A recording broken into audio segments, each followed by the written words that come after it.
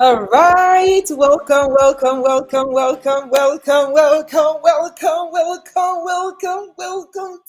the Becoming Summit 4.0. Ay, ay, ay, ay, ay,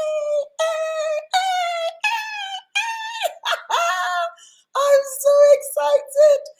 I am so excited. I am so blessed. I feel so blessed. I mean, talk about, give me all the adjective. If you're here and you can hear me, please give me feedback that you can hear me. Let me see your comments in the chat. All right. Can you hear me? Who is here? Who is in the house? Who is in the room? Come on, let me hear you. Okay, I can't hear you. Let me see you. I can't see you. Let me read you. Hey, let me read you. Hey, who is in the room? Who is in the room? Oh, where is everybody? Please tell me you can hear me. Do not disappoint me. I do not want to be disappointed. I cannot actually. I can't be disappointed because today is not a day for disappointments. Like anything that happens today, I'm ready for it. Like whatever. If tech comes, I'm ready. If human being comes, I'm ready. Like honestly. Okay, guys. Good evening and welcome to the Becoming Summit. Yay! 𝗕𝗂𝐿𝐿 say, I can hear you. Thank you, Ajao. How are you doing today? Ajao, tell me where you're connecting from. Let me know in the comment section, where are you connecting from? Guys, see, I'm the energetic 𝗙𝗂𝐭𝐡𝐞𝐫. So my energy should not overshadow all your energy combined. I don't care if it's one person in the room or two people or 1,000 people, right? So let me know, where are you connecting from? Please type it in the comment section to let me know where you're connecting from. Tell me, how has your day been? Mine has been fantastic. I didn't do much really, but it's been fantastic because I've been grateful. I've been up since, I was up till like maybe 3 a.m. Dancing. I danced my way into the new year, praising God and just giving God glory because honestly, it's just been God, right? And then, I slept and I woke up and, I've been responding to messages and all of those things. So it's been a fantastic day. Thank you so much, Ajao. Ajao says, I'm from Ogun State. Fantastic. How is Ogun State today? I hope Ogun State is fine today. All right. Thank you so much. Who else is out there? Let me know. Also, please feel free to share this link to anyone who should be here. Also, I think I should leave the WhatsApp group open so that everybody can converse and say, okay, we are live. In case anybody's having any issues, they are able to let me know that, okay, they're having issues or something, network or something. So I'm just going to leave the WhatsApp group open now so that people are able to talk or to chat. Yes, let me do that. Fantastic. So in case, another thing that I'm going to plead with you, if you're here and you're part of the tribe and you're in the WhatsApp group, please, as our speakers are speaking, as they're sharing their stories, as they're giving us their tips and their hacks on how they've been able to deal with and how they've been able to deal with their adversity, through resilience. If you hear anything that drops for you, like nugget or anything, you can type it on the WhatsApp group, okay? Just type it there so that, we can probably create something out of it later on, all right? So you can help with that. This is our community. This is our thing. This is our event. It's not just me, all right? So let us do that. Again, if you're just joining, thank you for joining. Please type in the comments where you're joining from. And also feel free to share this link with anyone. Share on your WhatsApp status, share to Facebook, and let people know that we are live. Okay? Fantastic. So, the Becoming Summit. Again, if this is your first time, this is the 4th edition of the Becoming Summit. The first 2 were in 2021. And then we did one in 2022, which was here in Dubai, in collaboration with Women Talk. And now 2023 is here. We're doing the 1st edition, and hopefully we're going to have another one in the middle of the year, sometime around August, by God's grace. So you are welcome. Why the Becoming? Why the name The Becoming? Because I feel like we are evolving human beings. As humans, we evolve, right? And so everything that we dream to be, we become it. We grow into it. We evolve into our ideal persona or our ideal image, the thing that the image we want to become. So, for example, as a Christian, our goal is to be like Jesus. So we are becoming like him on a daily basis as we study his word, as we do life together with other Christians, as we look into the word and look at ourselves, using the word as a mirror and looking at ourselves to say, hey, I'm not up to par yet. Not because we have to walk our way not because we have to put in the works to please him or to become his image. No, but because we need to actually it's our love for him that makes us, want to become like him, want to spend more time with him, want to talk to him, and we want to gradually transform into his image, right? So that is the idea of becoming. So as humans here on this side of eternity, we want to become better versions of ourselves on a daily basis. And that is not based on comparing yourself with other people, but actually looking at yourself and looking at your own personal progress from where you were yesterday to where you are today. Am I better than I was yesterday? And then looking at tomorrow, how can I do what I'm doing today, do it better tomorrow? So that is what becoming is all about. So every season, do I say, I just pick a theme, and this one 4.0 has been chosen as resilience because I looked around. I mean, it's been a tough 2 years coming since COVID, right? 2 years after, almost going to almost 3 years now, right? But I think it's two because it happened 2020, March, 2021, 2022. Actually, it's already 3 years, right? 2021, 2022, 2023. Actually, it's already 3 years since COVID took over the world, but the effect is still there. People are still recovering from it because a lot of things happened during that time, and a lot of people are still coping with the aftermath of what happened in 2020. And so the people who are still able to move on, who are able to push through, and they're still showing up, they're still doing the things that they are convinced that they've been created for, that they've been called to do. These people are the people who have been resilient. They are the people who have pushed through the hard time, not giving up, looking further, looking at the future and saying, you know what, there is more. I cannot give up now. There's life and I can still try. And so I feel like it is very important that we begin to talk about the power of resilience and how it can affect us for good, how it can, help us face whatever it is, whether it's relational problems, whether it's financial problems, whether it's health challenge, whatever it is, we are able to face those challenges and come out on the other side better, even though sometimes we might be broken, sometimes we might be wounded, right? But we are not giving up because we know that we're going to come out of it and we're going to heal. And that's why the resilience is very important, becoming resilient. And we see, and in the last 2 years as well, we've seen the rise of depression, anxiety, all sorts of mental disorders. People cannot deal, people are self-loathing, people, it's just crazy. And I feel like we need to start to talk about the concept or the idea of resilience so that people can begin to build. And as we converse and talk about this, the next generation that are coming can also prepare their way to know that, see, it's going to be tough. It will only get tougher. But we also need to bump up our resilience quotient so that we can face whatever it is that life is going to throw our ways. So what is resilience? Resilience is the ability to recover, adapt, and bounce back from challenges, setbacks, or adversity. It is mental, it is emotional, and psychological capacity to withstand stress, adversity, even trauma, and to continue functioning and thriving despite difficult circumstances. So that means that people who are resilient, it doesn't mean that they don't even currently have issues that they are going through. It doesn't mean that they don't have challenges that they are currently going through. But they have built mental capacity. They have built emotional capacity. They have built physical capacity to be able to go through it, to go through the emotion, to face the challenges, even, and to come out and to thrive and to do the amazing things that they feel they've been led to do, that they think they've been called to do. They still go ahead and do it, even though the challenges are there. For some of us, the challenges are there. We literally, some of us that were current, you are going to hear the story of one of our speakers today. In fact, both of them, right? You see them show up online. You see them showing up in their businesses. You see them showing up in their career, in their ministry.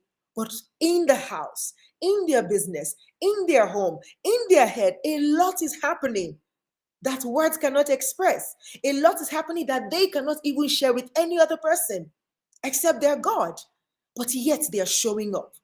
But there are those without resilience who things are tough and it just kind of crushes everything that they do. It freezes them. And we don't want this to continue. We want people to be able to build mental capacity, psychological capacity, physical capacity, to be emotional capacity, to be able to handle those tough times when they come. And that is why this conference is holding. So my belief or my hope is that as our guest speaker shares today, shares from their experiences and share their own hacks of how they've been able to face their adversity and coming out still shining, even though some of these adversities are still there. I hope that you are going to catch on. You're going to latch on to hope. You're going to latch on, to the spirit of resilience and tell yourself, you know what, I can do all things. I can face anything that comes my way. All right. So these are the things that we're going to be talking about today. And I'm so delighted to have my sisters in the house. It just so happened that all my speakers are women because I feel, this is me, you can call it bias, but I just feel like women have proven to be more resilient in the last couple of years, right? And so it only begs that we speak to them and let them tell us how are they doing it, right? So this is what we're doing today. So I'm going to introduce my guests quickly. I'm going to quickly read their bios and then I'll bring them on board. So I have two guests with me today, one from all the way from Canada and the other all the way with me here in Dubai, and she's joining us here. So I'm going to introduce the person that is closest to me here in Dubai, Dr. 𝗙𝗿𝐿𝐿𝐿𝐿, who is a forensic doctor, an inclusion. Hey, look at my beauty. My beauty gadget is falling off. What is that? We have not even started though. My jewelry is like, hey, this lady is too hot for me to handle. Hey, calm down, jewelry, okay? Calm down, all right? Calm down. All right, Dr. 𝗙𝗿𝐿𝐿𝐿 is a forensic doctor, inclusion champion, and writer based in Dubai, and mother to a son with autism. She's advisor and course content creator for UK-based We Can Access, a social enterprise with a global vision and a mission to give all disadvantaged minority physical, social, and economic access. Since childhood, she has been involved with charity and is currently a content creator and facilitator for the Grace Abound for Women Foundation, a support group which focuses on healing and empowering distressed women globally. She's also a speaker, writer, event host, tutor, mentor, and soon-to-be entrepreneur. She often finds herself in interesting places, meeting interesting people, and blogging about her interesting experiences. You should check our page out. Our page is so fantastic. Manages several social media handles on various platforms. She enjoys creatively expressing herself through digital content.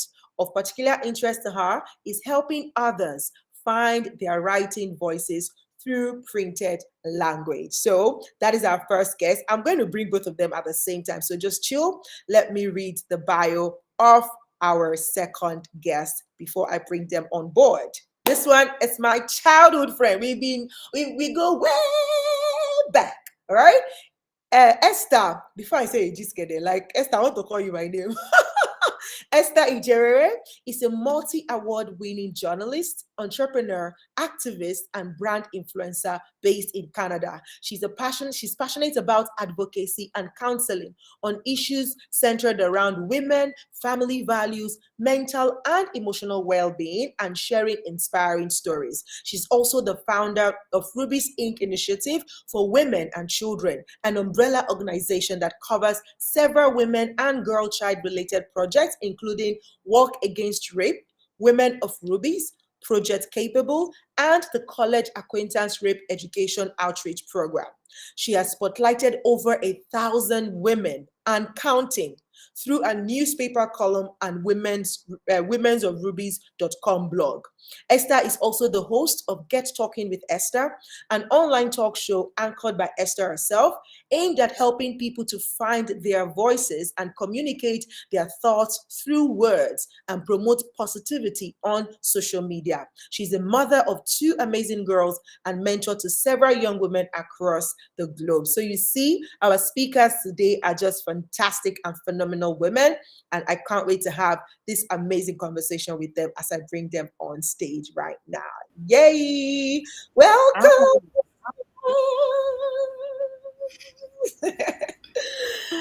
Hi, how are you doing, ladies?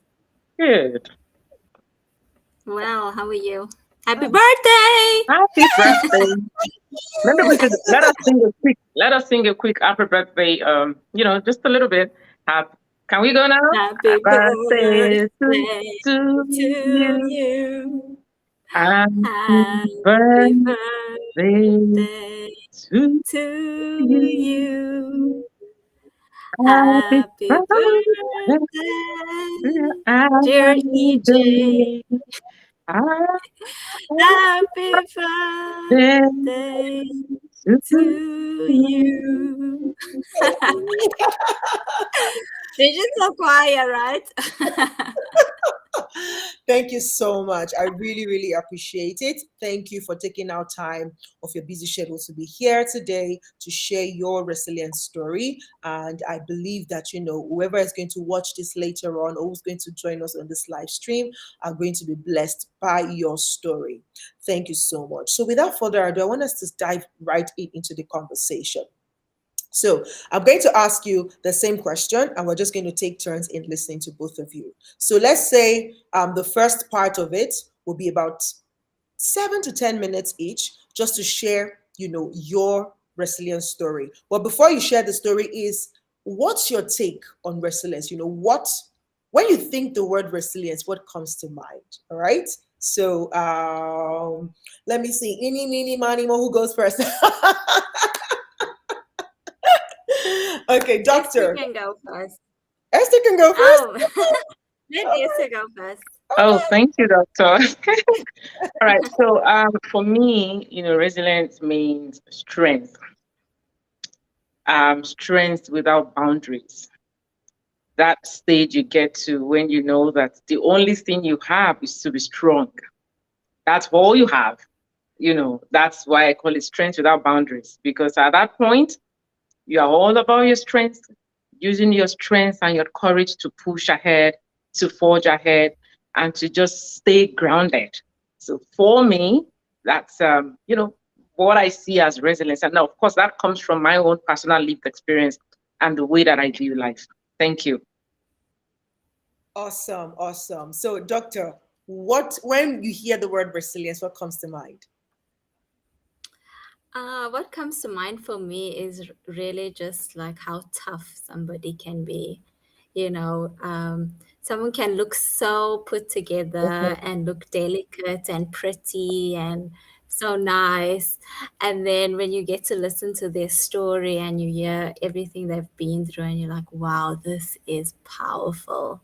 So really just along the same lines of, a strength that you just like, wow, you have been able to overcome so much in your life.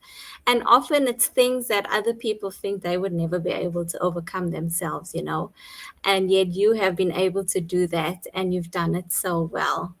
And so for me, I think, it's just that toughness, like, someone can just throw something at you and you're just still holding on together, and you're doing it well and beautifully, and nobody even can tell that you're doing it. I love it. Strength without boundaries, like how tough. That how tough for me just sounded like elasticity. How much more can you take? I remember having someone on my podcast, and he was like, you know what? I was like, so I asked him, like, what's the best part? He's like, the humanity, how unending we really are. Like, he was like, we feel like we are broken, but really we are not, because you get to the end of the rope and you feel like, okay, this is the end, but then there's still one more life. And like, it's like, this is not going to end, And I'm like, you know what? It just shows how eternal we really are. And that's just like what resilience also means. Like, see, we can face anything if we put our heart to it. Fantastic. Thank you so much for that. So let's go back to Esther. Mhm. Take us through a story Mm. of your life where you felt, it's like, Lord, country home, take me home to the place where I belong. Um, Yes. I'd say it was when my marriage crashed. That I mean, because this is my birthday week as well, so I'll do the honors to my dear friend here, my childhood friend. This is not something I would just talk about on any random podcast. Yeah, when my marriage crashed, when I became a single mother. I mean, I think sometimes I still ask myself, where did 5 years, 7 months, and 13 days and 10 hours go to? I cannot, for the life of me, just sit and account for how things just, went south. And in that moment, I lost a part of me. Not just a part of me, my sense of purpose was missing for a bit, because here I am with children who were just 3 and 2.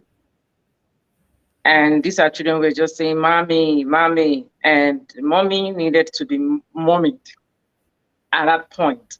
So the only thing I had was my resilient spirit to say, listen, I am going to wake up every day and play my part and do it well, because the world pays for results, not excuses. It is not about what is gone. It is about what I make out of what is gone. And I am going to so make lemonade out of this lemon that life has thrown at me, so that my children wake up every day and see a mother who is not only sane, but sound, healthy, and a woman who is also an inspiration to them. And the only way I could do that is just to stay focused, even while I was crashing internally. Because anyone who has been through this journey of single parenthood will tell you one thing. It takes a lot of strength to raise a child as, a setting with 2 parents. But when it is one person, you need superpower, because every decision starts and ends with you. School, activities, summer camp, everything. My career growth was also affected, because it was either I was a present parent or I was present at work. So what do you do? How do you choose? Now, if I'm not a present parent, I am going to miss out on their childhood, which is the most integral part of their life. And I recognize that. And I think watching something Shonda Rhimes, or I can't remember who, about a journey about single parenting, and how she missed out that every time she had to be in the studio, her children were suffering. Something was suffering, not financially, but just her not being there, not being present, school activity, PTA, and it piled up. Now they're adults, and they pull up the receipt, like, yo, you were not there when we went for XYZ, so why are you blaming us? You chose your career. And I said to myself, this is not going to be me. I do not want no child, after everything that I've been through, to come up one day and say, Mom, but you were not there when I won that award at school. You were not home for my birthday, my 3rd, 5th, 7th, 8th. I'm like, I don't want that. So I said, I had to sit down to ask myself. I actually had a vision board in front of me. Esther, what do you want for yourself? Right? Because you can't keep sobbing. You can't keep sulking up to people. You can't keep crying. You need to have a plan, an action plan. And the action plan for me was to say, you know what? I'll create a balance, work-life balance. Meaning I am going to make sure that whatever I do would not affect my children or, an employer or even my personal job. I'm going to show up every day and make sure that I give it my best, but I would also give myself grace. Meaning the grace to say, sometimes I will not be perfect. Sometimes I will not be there as a mother, because I also need myself. So I started learning to be kind to myself, just, by affirming positively to myself, associating with people who validate my purpose, not me now. When people validate you, they could do it out of high service. But people who validate your purpose, they're going to see you in good light always, because they see something in you, not the beauty, right? So I had to align myself with those set of people. And did it help me? Yes. Yeah, I am today. I tell people I have won more awards since I became a single mother.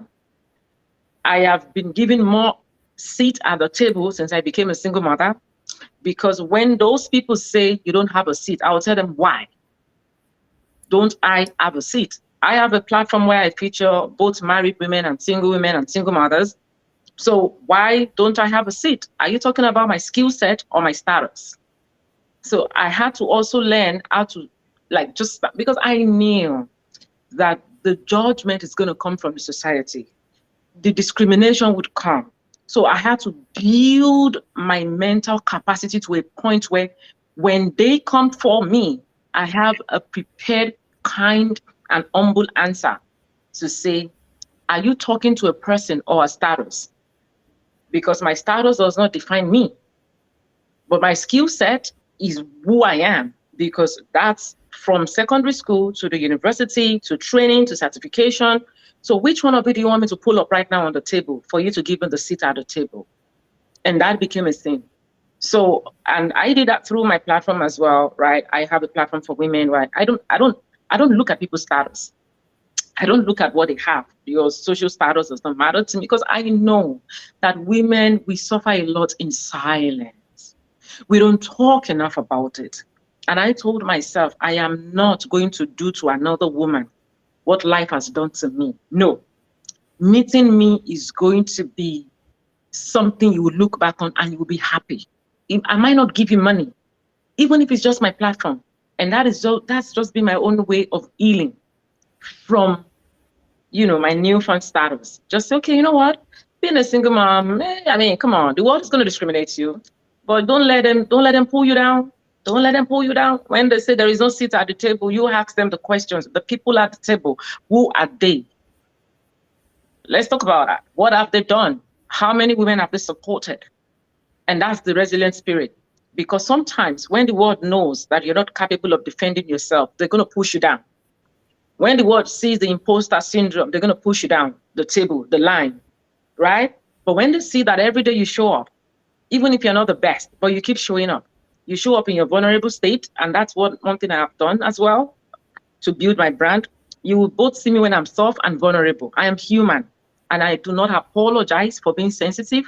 I went through something that a lot of people don't survive, and I came out alive. So it is okay for me sometimes to break down. It is okay for me to give myself grace. So that moment when my marriage broke is one story. And I think because my birthday is just in a couple of days, I've just been affirming in the past 2 weeks to myself to say, Esther, you've done your best.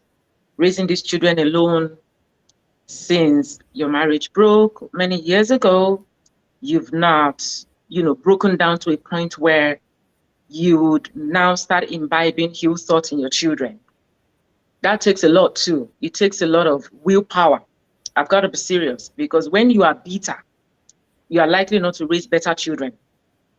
You're likely, going to pour in the emotions, the bitterness in them.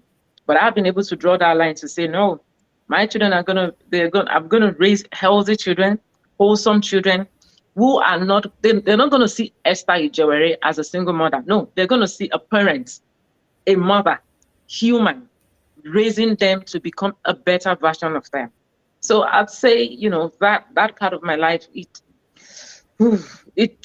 shook me. I won't lie. I'm still healing. I have to be honest with you. I am still healing, because when you get married as a very young person and you have your children back to back, my children are 1 year, 7 months apart. So figure out I was back in one child when I was pregnant already with another child. By the time I gave birth to the second child, the other child was barely calling mommy. So 2 children would always need me. There is no in between. It was a 50-50. Somebody wants to suck the breast, the other person wants to hold mommy by the leg. Somebody wants to play with the stroller, the other person is saying, mommy come, mommy come. And I have done that, for almost 10 years now, alone. So that is my resilient story, a story that I hope that would inspire anyone who is watching right now, who is a single mother, who life has happened to. Listen, life would always happen to people.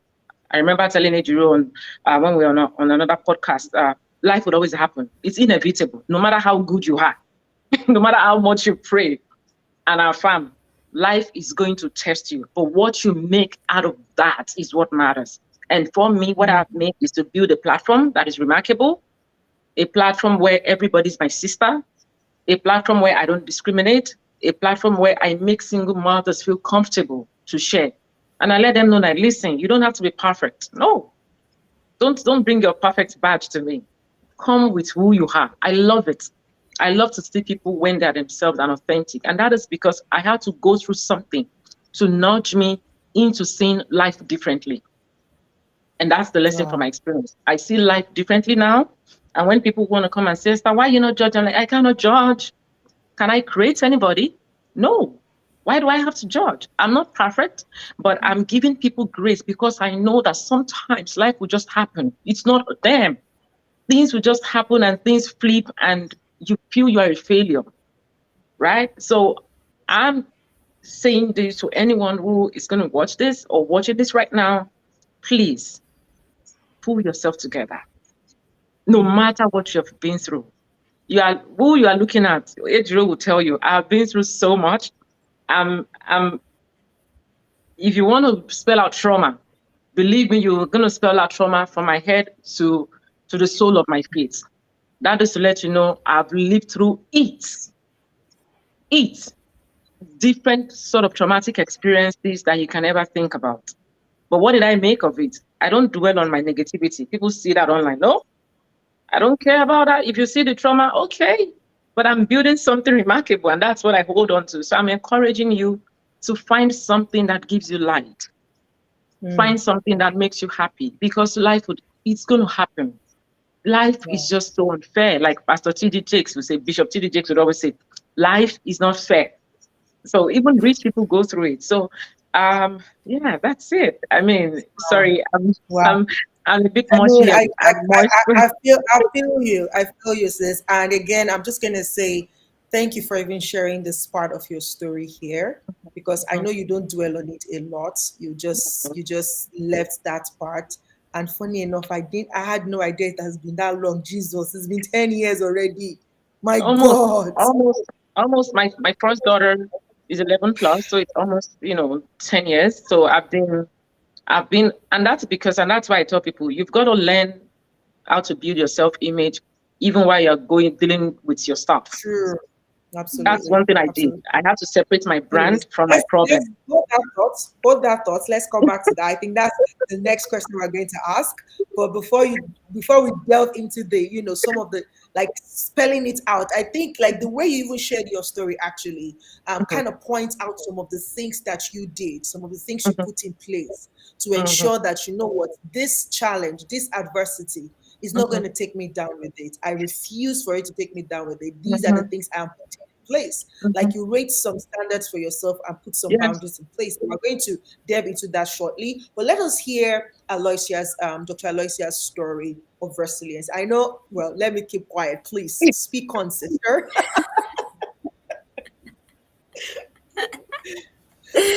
Thanks, Ija. Thanks, Esther, so much for sharing your story. Thank you. I don't know what other example would be a epitome of toughness, but the brief bit that you shared of your life is amazing, and thank you for sharing that. I think a lot of people will benefit from your life story. For me, though, I must say resilience is something that's been ingrained in me since childhood. I think I learned it from my mother, and also the lived experience that I've had. But like we've been saying, life is not fair. No matter how prayerful we are or how committed we are to doing good, things just happen. And I think one of the things that, has actually shaped my life is having become a parent to someone who has special needs. So my son has autism, And at the time when we got to find out about the diagnosis, I just left my home in South Africa and relocated to Dubai. I'd stopped working, and then I had my son, who at the time was 3.5, and my daughter was just born. So I was juggling a new environment, no community at all. It was just my husband and I. My son struggling at school and trying to find the best place to put him in, us not knowing what was wrong, and then also having a little baby that had just come and having to take care of her. And I remember at the time being so depressed. I mean, I didn't know that I was depressed. It was just looking back at that time and seeing all the telltale signs that, oh, wow, I was really depressed at that time. And it's been such a tough journey, I must say. Like, even the other day I was like singing that song 𝐿𝗟𝗏. I'm like, Jesus, please just come take me home. you know I mean, I can talk so confidently about my journey. I'm so hopeful about my life and my son, but there are just those days where I'm just like, this is so hard. This is the hardest thing I've ever had to do. And it's like, it's never ending. I think the sentiment is shared, Esther, in that, like, you can't do anything with your situation. This is just what you have. And you can either go in one of two ways, where you're just like, I give up, I can't. Or you literally are the saving grace for everybody, and everything is riding on you and how you are able to pull through out of this. And while I have an amazing husband who's so supportive, so hands on, I'm so blessed in that respect. But at the end of the day, he is a man who also struggles with a lot of things. And sometimes, I have to come and be the person to say, look, it's okay that you feel like that, or try and understand him and be that comfort for him. And oftentimes it's not a luxury that I'm afforded. And in fact, it is, something that has to come from within me. And I have to, counsel myself and get myself out of it and say, it's okay, 𝗙𝗿𝐿𝐼𝐶𝐺, you've been through this. God has seen you through worse before. Like, this will pass. But just recognizing that, you know, um, it is kind of unfair that, oftentimes it is the women who have to carry the burden or the weight, or have to make the sacrifice. And like you, Esther, I had to stop my career journey to support my husband's career, and find out why my son was struggling, and raise my baby in an environment that, was not my home, and with no support at all. And, it's always us who have to kind of make the sacrifices. And I'm not saying that I look back and regret what I've done, but I'm just saying it's always the woman who have to be that strength and be the resilience and embody all the strong positive things. And I mean, I'm not taking away from the fact that there are amazing men who sacrifice for their families and their children, but you know you are like a gem. It's not commonplace that the man is going to be the one to sacrifice, to take the burden, to be the strength. But shout out to those guys who are doing that. But yeah, so it has been hard. I mean, I can talk for hours about autism and my journey, but that's just it in a nutshell. Awesome. I know it's a lot to unpack. It's a lot to unpack in there. It's a lot that you didn't speak about. I remembered the first time, I had you on the podcast, and we told me, like, you educated me about what autism is, and explained some of the things that happens to these kids, to autistic kids. When you said, like, no two autistic kids are the same, and then their reactions are not the same. So today they're screaming because there's a sound affecting them, and tomorrow they're like, just like, I don't want to touch you. Like, and I could just imagine having to go through, not sure how this kid is going to react from day one to day two, and consistently dealing with that. It's enough to like shut you down as a mom, especially if it was just that kid. But then you have another kid. Do you understand? So it's more like you're dealing with two worlds, because again, it's again right now where we're getting more aware about autism, to know that it is not a disease, it's just a different way of being. So that means you're having to handle two different species, as a mom. So it means that you can't, you know how if like normal kids, like, oh, what you did with the eldest child, this younger one can just You can benefit do from it. it. Exactly. But in your case, it's like you have to constantly deal in parallel with these two children. And I don't know if there's anything called superpowers. I don't know if that's not it really as a mom. So thank you so much for holding it together. And I allude to the fact that you just said about it being like most of the time, majority of the time, it is the women who have to make the sacrifices. And I can just imagine if you're not, and that's what, Esther was saying, that see, if you don't pick yourself up and say, you know what, we have to do this. Who's going to, if you shut down, who's going to take care of the children? And then the husband is there for also waiting to be taken care of. Meanwhile, you also need somebody to take care of you. Like, it's just a lot to handle. So thank you so much for sharing. My next question for you both, and any of you can just jump on this. Guys, if you're listening, if you're here, thank you for joining. Please join the conversation by typing in the comment section. All right. And also do all to share this link with somebody who should be here. Now, my next question for you both, and anyone can just jump on this, is talking about resilience. It's kind of saying like something bigger than you is facing you, right?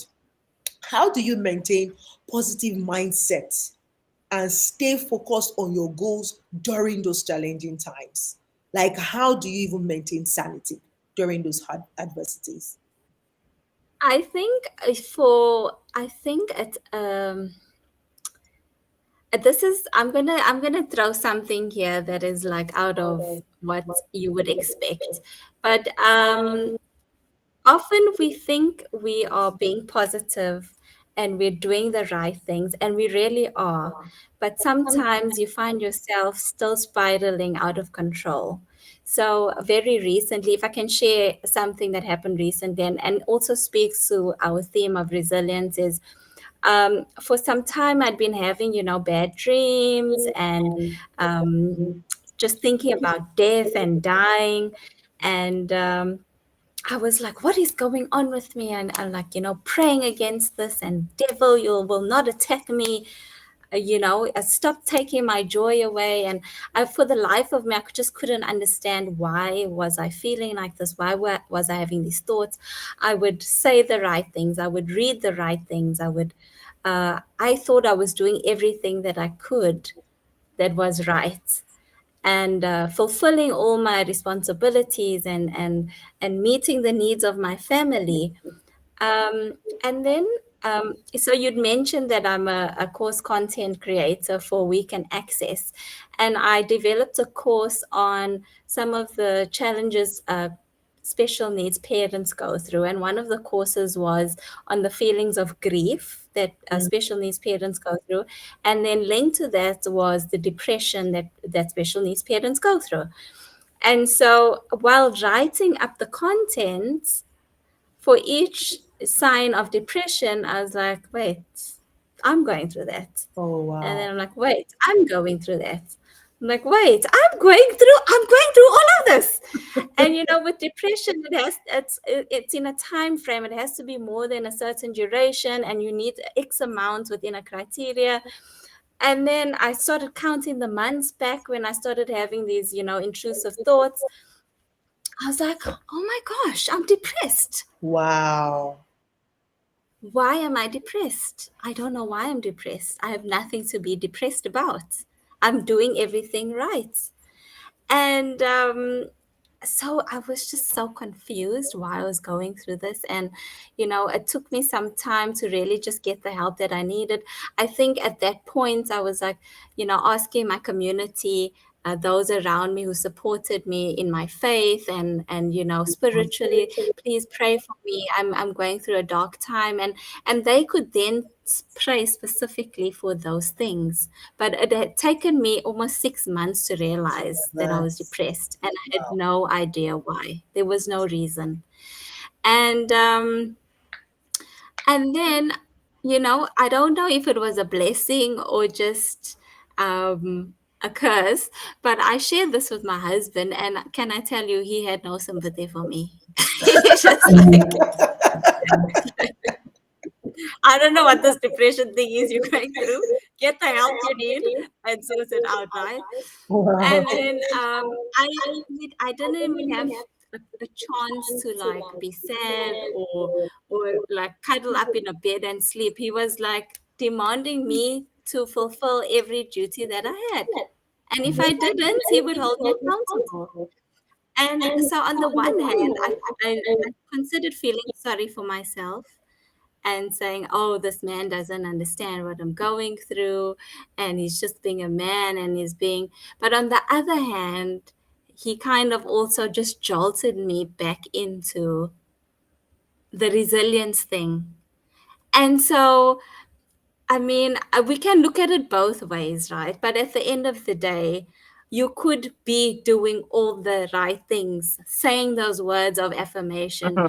meeting everybody's expectations of you, smiling in front of cameras, being blasted all over the place, and you can still find yourself in a bad state of mental affairs. Oh, Thank you. wow, wow, wow. Okay, somebody says it's echoing. I know. So I'm muting my mic when they're talking, so that should not happen again. Sorry about that. But wow, Aloysia, like somebody said in the comments, says, you know, when you talked about you designing a course, and in you designing the course, you realize, wait, what? I'm going through this. Can you imagine? It's like that's the definition of learning on the job. Like, right? But man, that must have been really like surreal for you, like just realizing it. And but again, like you said, talking about it this way, I just feel like it's a blessing because imagine, imagine if I really don't know. But yes, imagine if you were alone at those points with nobody to just jolt you out of life or kick you up, like say, you know what? Just meet up your expectation. Just do what you're supposed to do. You might have spiraled deeper. Do you understand? Right? So in a way, it feels like I think it's a blessing because again, is except for somebody who is like fully aware and really strong, they might just go down that drain if they're alone Mhm. at that point, just wanting to be Mhm. alone, wanting to stay in the bed. I don't want to do anything. I don't want to talk to human beings today. I don't want to, I don't I can't deal with humans. I'm tired. I want to go to space. Right? Wow. Wow. Wow. Wow. But thank you so much for sharing that with us about, you know, how you were able to handle it, looking at the impact of a support system. That's what I hear from what you shared. You know, you being able to a support system, but also which started from you being aware, self-awareness. But again, in your case, it felt like you were not even self-aware enough because it was the course that it was the course that you were creating that made you aware. But in Yeah. that sense, again, it's because you were also busy doing something, even though you were feeling all of this. Like, so it is kind of interwoven. Wow. Okay. Yeah. Esther, to you. How do you stay positive during those Well, adversities? first I look at some of the positive things that I've done. One thing that I have developed personally is to have a power sport. A power sport is something that makes you happy. What gives you joy? What's that thing that when you do, you just feel happy? So I had to develop what are my power sports. Women of Rubies, my platform, is my power sport. Meditation and affirmation, my power sports, my children, playing with them, bonding with them. my passport. So I had to have a passport first. So when I'm feeling down, anytime my mind drifts to my challenges, I go on my blog and I read stories of people like 𝗕𝗓𝐿, women that I've featured before. It's amazing. So I tell myself, listen, I'm going through something, but I have therapy. So I created, a therapeutic platform for myself. When I'm going through something, I read stories of resilience of other women. I'm like, okay, you know what? I'm not alone. Hallelujah, Jesus, I'm not alone. I'm not alone. I'm not alone. And I think by the time I say that to myself, I feel good. But like doctor said, these things, it's not a walk in the park. So sometimes it's easier for us to say it this way.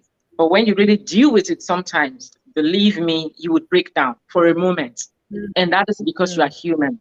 We are not designed to just go through challenges and just get up immediately.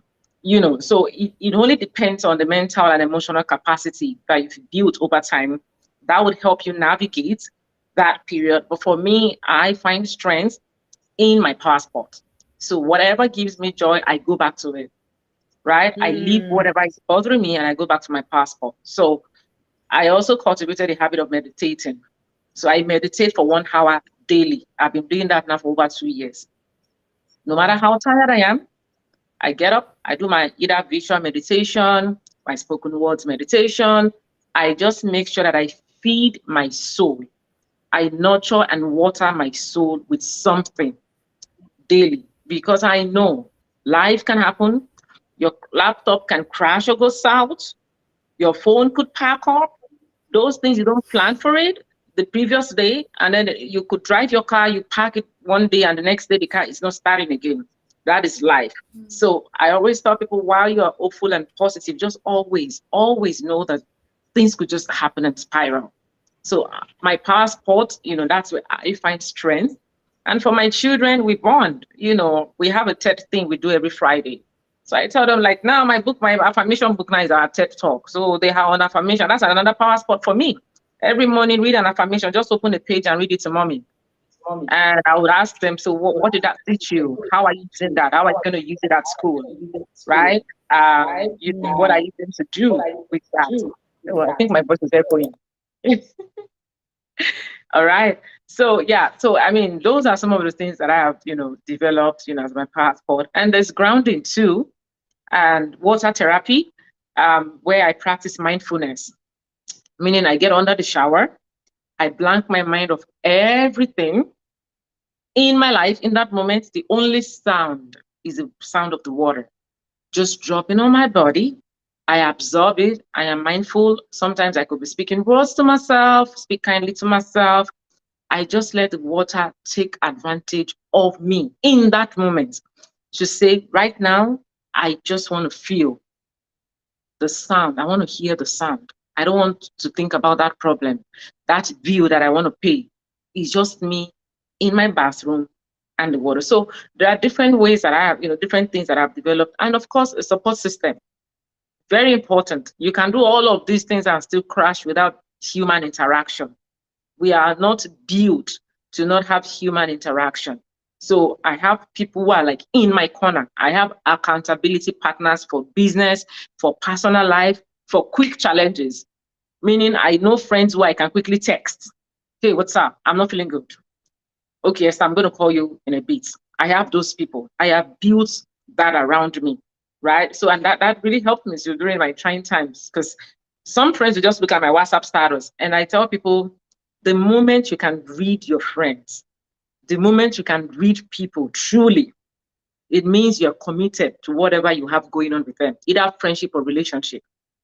When I'm down and there's a friend who knows like, girl, you're not posting nothing on that WhatsApp status. What's going on? Spill it out. And then I go, okay, girl, you're not good. You're not good. You're not good. Whatever it is, I am here for you. You want to go out? You want us to go out for a drink? You want to see a movie? And that has also helped me, because it makes me feel there are people who care.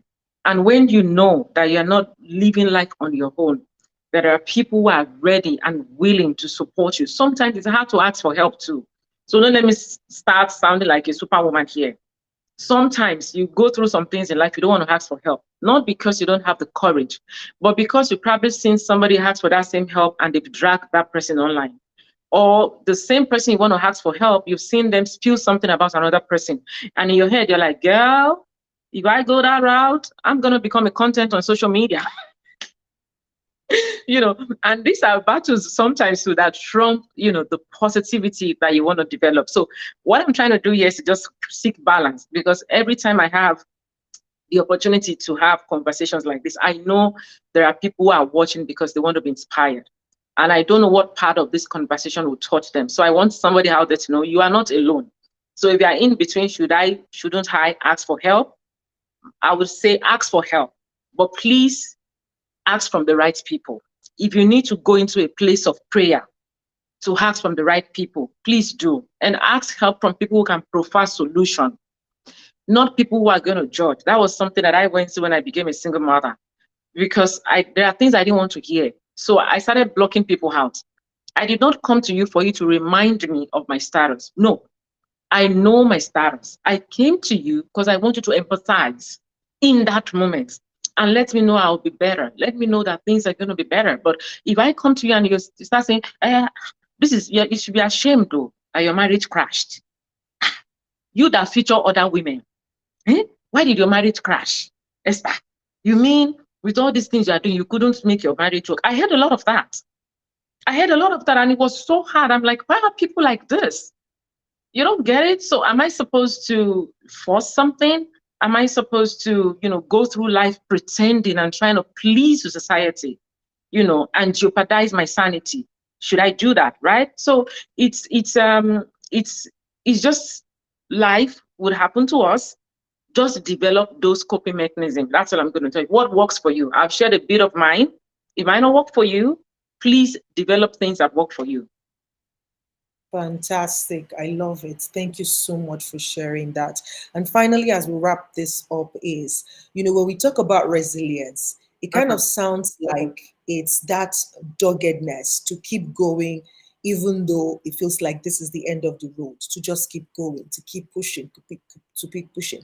How do you draw the line between being resilient and knowing when to handle self-care or to be compassionate with yourself? Do you get what I mean? So it's like you're going, and that's, you know, you just feel like, see, I can't stop. I cannot afford to stop, because if I do, like, I don't have anything else. But then in that sense, it feels like you're really driving hard.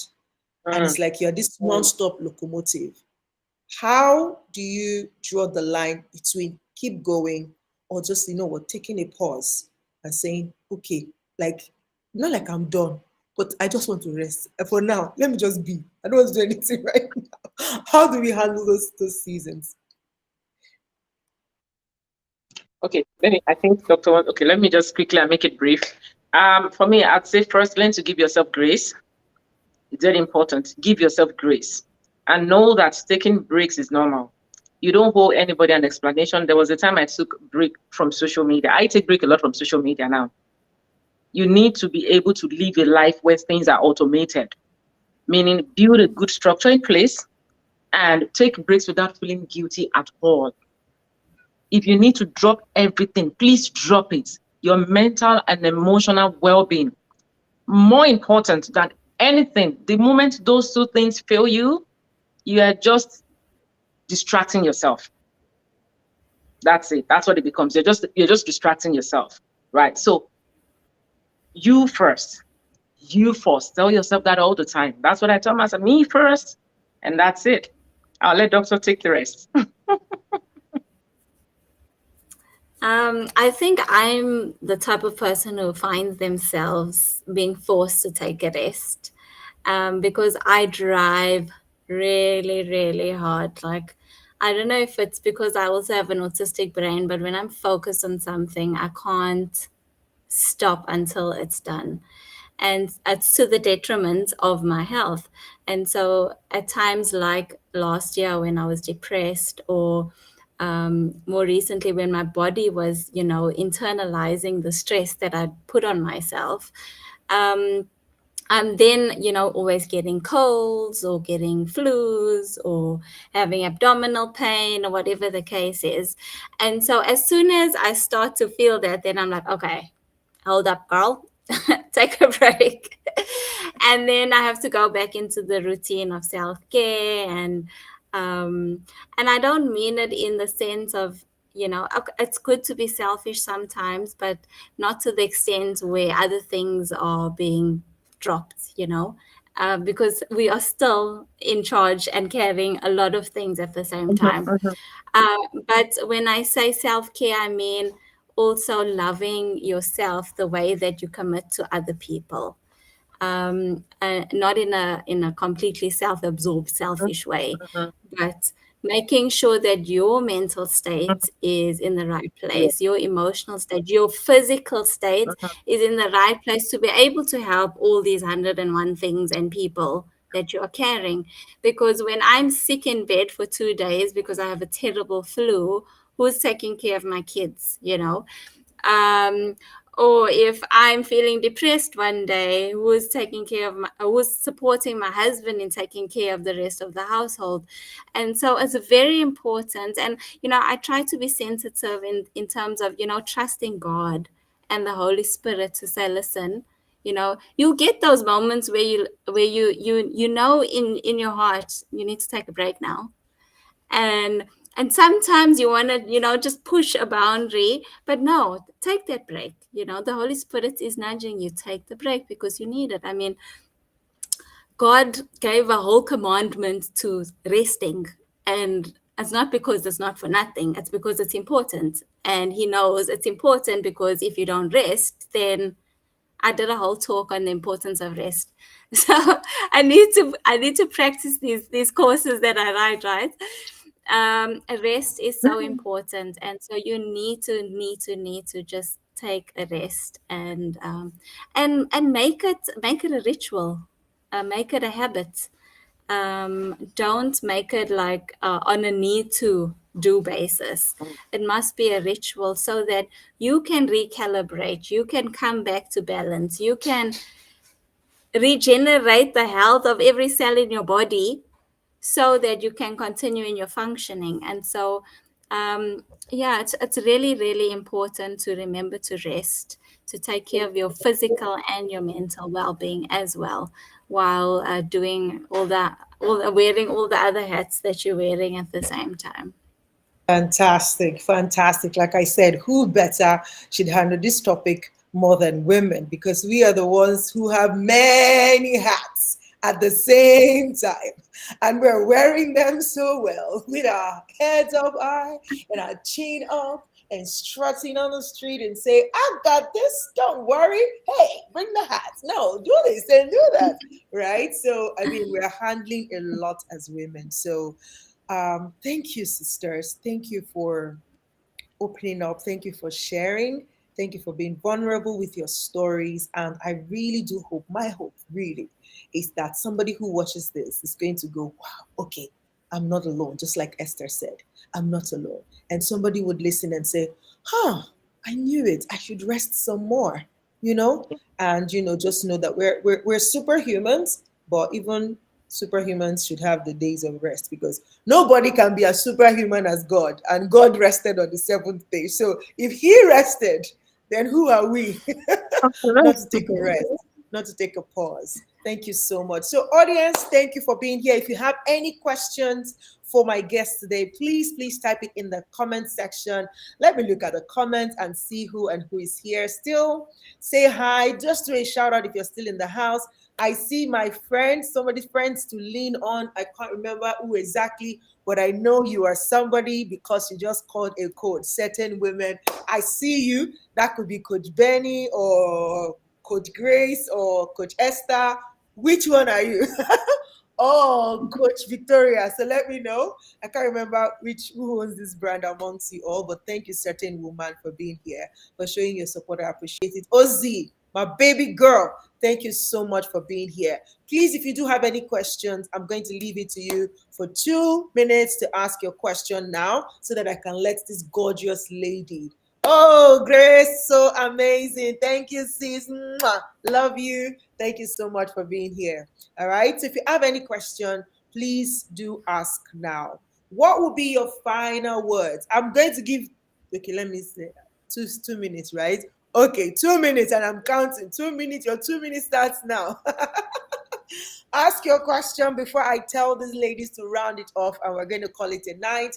We'll be back here again tomorrow night with another set of women coming to share their resilience story. I don't know that I'll be looking this spangle, but see how they should create a technology. If you are here listening to me and you're in tech, hey, hi people, please create a technology that I can just wear a mask now, that will take out this makeup and just keep it, so that tomorrow I'll just put it back on and I'm back. Because when I have a face beat like this, I feel bad going to bed. Like, you mean I'm going to have to wipe all of this out now? God, this is a waste. And to think I didn't go anywhere all days, like, oh my God, I need a date. Who will take me out? Let me give you a trick. Last year I had a photo shoot for my birthday. It was just a makeup thing. And girl, I took photos without makeup with different clothing.